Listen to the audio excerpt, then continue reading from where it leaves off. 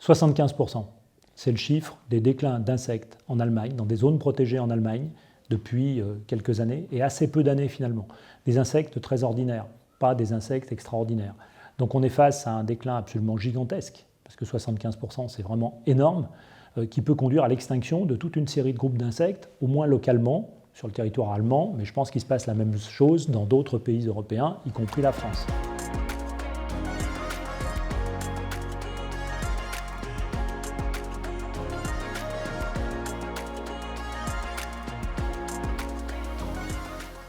Si on regarde qu'est-ce qui cause l'effondrement de la biodiversité aujourd'hui, derrière chacune des causes qu'on peut mettre en avant, c'est Homo sapiens qui se trouve derrière.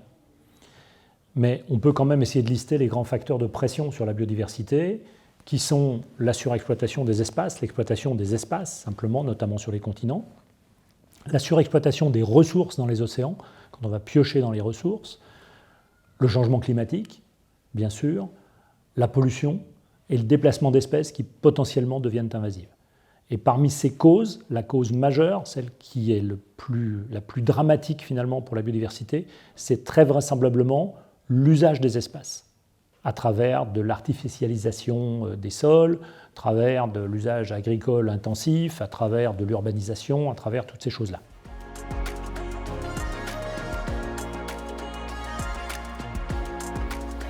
Aujourd'hui, toutes les causes de déclin de la biodiversité sont liées aux activités humaines.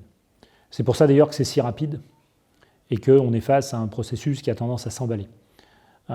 Mais encore une fois, l'avantage, c'est qu'on peut changer de comportement et par conséquent, on peut ralentir le processus, voire même l'arrêter dans certaines situations.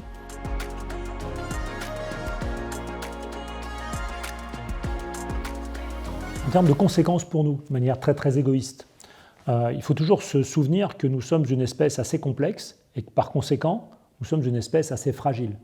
Cette complexité nous rend fragiles. En plus, je suis désolé de le dire, mais on est une espèce plutôt grosse par rapport au standard d'une espèce, même animale sur Terre. Donc on est plutôt une grosse espèce et là aussi, ça nous rend plus dépendants finalement du reste du vivant. Et puis on est complètement intriqué dans le tissu du vivant. On ne peut pas respirer sans le vivant, on ne peut pas digérer sans le vivant, on ne mange que du vivant. On s'habille en grande partie avec du vivant, on se déplace avec du vivant, un petit peu ancien, mais ne pas oublier que le pétrole, par exemple, c'était du vivant d'il y a 100 millions d'années. Donc on est totalement lié aux autres. Et que tout ce qu'on fait aux autres, ça finit par nous retomber dessus à un moment ou à un autre. Donc ça devrait nous amener à être prudents, ne serait-ce que pour nous-mêmes, de manière très égoïste. Si on avait une seule bonne raison de protéger la biodiversité, c'est de se protéger soi-même.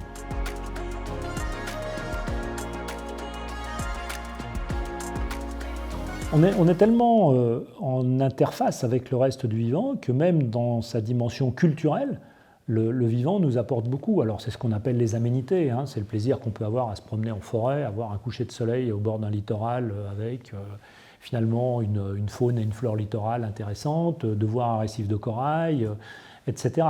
Mais également dans notre culture, profondément enracinée dans notre culture, notre lien avec un certain nombre d'espèces qui sont pour nous des espèces emblématiques.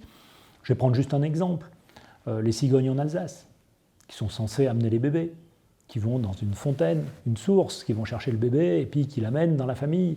Alors si les cigognes disparaissent, on aura toujours des dessins de cigognes, on aura des cigognes empaillées dans les musées.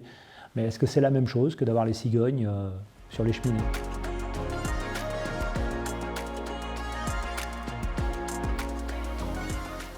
La relation biodiversité-climat, question classique. Qu'est-ce qu'il y a le plus important ? Les deux.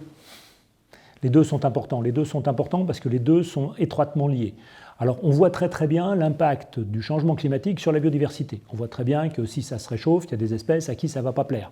On a l'exemple emblématique de l'ours blanc qui est tout seul sur son glaçon, qui est en train de dériver, qui n'a plus de phoques à manger parce qu'il ne peut plus manger les phoques, il n'y a plus de banquise.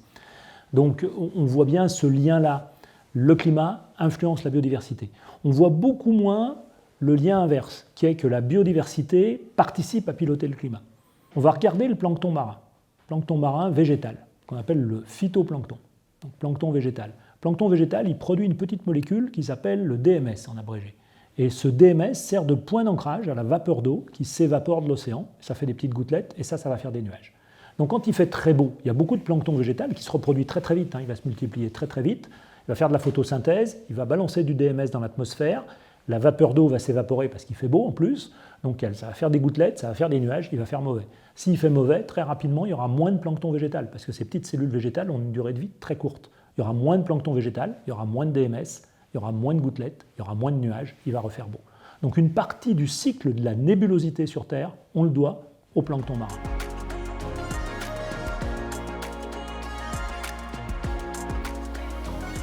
Nous avons tous un outil extraordinaire entre les mains, qui s'appelle une carte bleue ou un billet de 20 ou de 50 euros.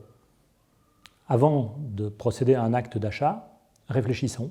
Pourquoi nous avons besoin d'un pull supplémentaire, d'un pantalon supplémentaire, d'un t-shirt supplémentaire, d'une chemise supplémentaire dans notre armoire? Je rappelle juste qu'un jean parcourt 50 000 km avant d'arriver dans votre armoire et qu'il a fallu 8 000 litres d'eau pour le confectionner. Donc, utilisons notre carte bleue et nos billets de banque pour agir comme des citoyens responsables.